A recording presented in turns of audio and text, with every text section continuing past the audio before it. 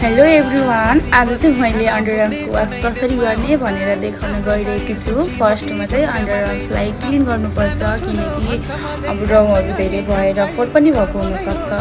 अनि क्लिन गरेर चाहिँ पाउडरले चाहिँ मजाले पाउडर लगाएर सुक्खा गराउने। त्यसपछि हामीले एउटा गल्ती चाहिँ के गर्नु हुँदैन भनेपछि अन्डरआर्म्सको रौँहरू दुईतिर फर्केको हुन्छ हैन, तल पनि तलतिर एउटा माथितिर डिभाइड भएको हुन्छ।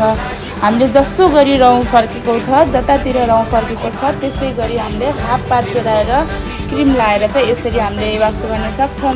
एकैचोटि सबैमा क्रिम लाएर उखाल्दाखेरि चाहिँ एक साइडको आउने र अर्को साइडको नआउने हुनसक्छ। त्यसरी आधा आधा गराएर गरायो भने चाहिँ राम्रोसँग आउँछ। वामामको चाहिँ एकदमै लामो भएको रहेछ रौँ, अनि त्यसपछि त्यसमा पनि तपाईँको त्यो एलर्जी जस्तो टाइपको पाछेर भएको थियो, त्यसैले हल्का गाह्रो गाह्रो भएको थियो वाक्स गर्नलाई। त्यही भएर यति लामो रौँ नगराउँदै वाक्स गर्दाखेरि चाहिँ एकदमै राम्रो हुन्छ।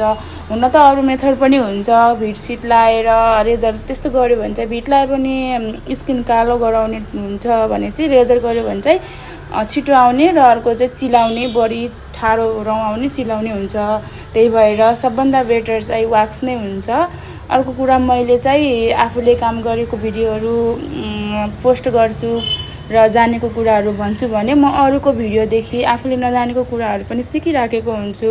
हजुरहरूले पनि आफूले काम गरेको भिडियोहरू यसरी पोस्ट गर्नुभयो भने अरूलाई सजिलो हुन्छ र आफ्नो पनि अलिकति टेक्निकली राम्रो हुन्छ।